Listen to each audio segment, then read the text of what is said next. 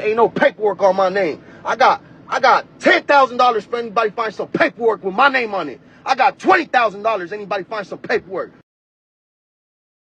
Bring me some paperwork with my name, and I'll give you some money. Remember when we did a video, and the video was essentially about the rapper Lefty Gunplay and the 19 Sedaños, aka the gang members that got hit with a RICO? Well, he responded. And I ain't gonna hold you, I like his response. You mean every single time? Every time I'm GP?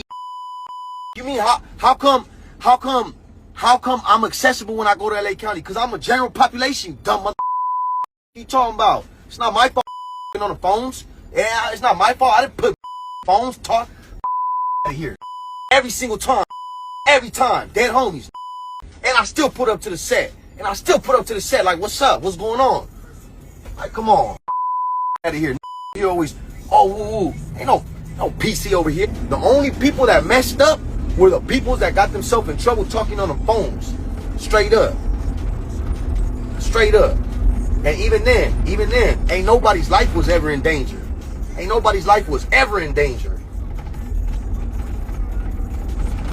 And that's just honesty. You know what I'm saying? All that fake narratives that the internet's portraying, they're just getting a lot of people into trouble that has nothing to do with your boy. It has nothing to do with me. Crazy.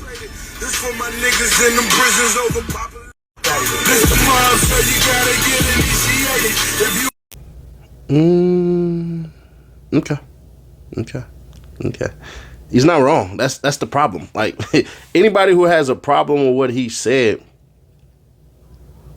should have a problem with this part. Stop going, bro. Like, eventually your life has to matter. There's certain things, and some of y'all have tried to, I won't say some of y'all even gave me this advice as far as, you know, where or what I represent in South Central Los Angeles, where y'all like, hey, bro, going around the hood and all that and everything like that and everything. And I get where y'all coming from, but you ain't never heard of, hey, they got 19 people that wanted to line City Nash up out of here. No. With Swifty Blue, but you might just kick it with your own people, do what you need to do and everything like that. One thing that's not going to happen is, ain't nobody, in my opinion, this is just my opinion, ain't nobody going to crash out on you. Why? Because it's too hot. Like, bro, it's too hot, literally and figuratively. Well, LA ain't really finna get that hot like that. But the rest of the United States, y'all hot as hell, ain't y'all? So it's to the point where people are looking for a point to prove, and the point can't be proven. If you crash out, what can you do? You can't shoot anybody in California. You got a felony. Can't. If you hire security, they're going to call you all type of chumps and punks. So that won't work. If you crash out with a blade and a knife, it has to be a small blade that's looked at as like a little fishing knife. Can't be over 2.5 inches. Nobody said you went PC. They're really saying if you go to jail again, you're going to run PC. Wouldn't be a bad idea. If your own people are after you, the ones who's supposed to protect you, provide for you as far as security, security and a bevy of things, brotherhood,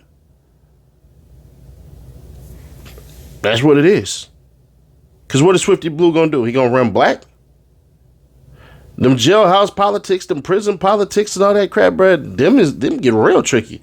Listen to like five California podcasts, make them all black. Then jump over there to the Mexican side or to the Hispanic side. I'm going to just say Hispanic side. Jump over there to the Hispanic side. You'll see and hear differences, but there are some vast differences for a whole bunch of stuff. If I'm Swifty, bro, I get the frustration. I get all of that and everything like that and being pissed off and how disappointing it should be that people wanted to do you something. I mean, you must have known, like you already must have known that there was something afoot any damn ways when they try to stab you up in jail. Now, we didn't hear, and you didn't see in those articles, you didn't see motherfreaking articles basically relaying that Swifty told anybody or anything like that or nothing like that. From what's alleged and how it looked, he took his stabs and kept it pushing. That's cool and all, but eventually, what are you doing this for?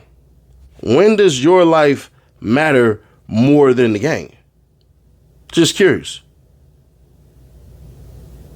People like Swifty create a lot of division, and that's been the word that's been in the space so far today. Is it's a lot of freaking division caused within the culture of what they have going and what we're doing. And I'm gonna be fair, it's kind of boring and tiring, and your mind is gonna go mush. We're at a stage and at a day and age where the majority of people are saying, bro, we don't give a F about them streets. You could tell your story and it won't matter. Y'all can use Seti Nash for an example. There were so many people convinced that's a hood lawyer. He ain't from the streets or nothing like that. Then y'all found out, oh, he from the streets. Then y'all seen the haters come out. Then it's like, oh, man, you ain't got nothing to prove and all that. Nobody's seeing the bigger picture of what I'm doing. Can't reveal it just yet. But when it happens, y'all gonna be like, ooh, that's a strong man right there.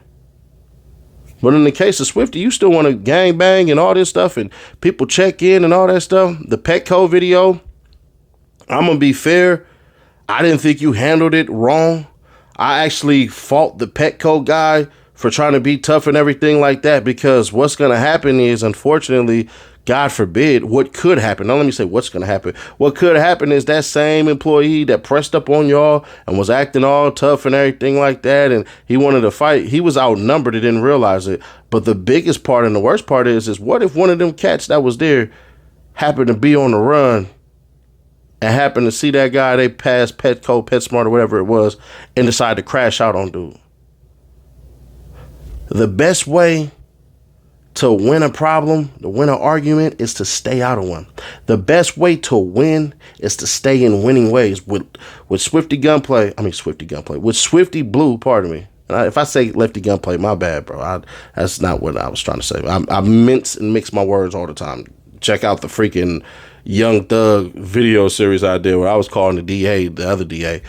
With Swifty Blue, bro, there's nothing to win here. There's nothing to win here. You kill somebody, you go to jail. You die, somebody else goes to jail. That's two of y'all that's out of here. And we won't care. Who's going to provide for your family? Third one is you create a lot of division within your hood, which is going to have to make you start to earn a lot of money. How you do that, I don't know, because your music ain't doing it right now as far as from what I'm seeing from numbers. So you got to work on your shows. You work on your shows, you put yourself out there, bruh. Anything can happen then. You're already a part of one of the largest gangs in America. You could do what's called a chitlin circuit, but because of how Hispanic rules go with Hispanic gangs, you might not be able to do that based off of you being perceived as not good. So at the end of the day, I wish Buddy well, and some of y'all are like, well, what could he do? What could he do? What could he do? Honestly, leave California and get up out of there. Leave. Go somewhere. Create your music with your name and things you learn of the trade. Go to a whole nother state and expand there. That's pretty much it. But y'all let me know your thoughts on this, man. Share to keep your people aware. Subscribe. Turn on that bell. Stay notified. I'll catch you on the next one. Reloaded.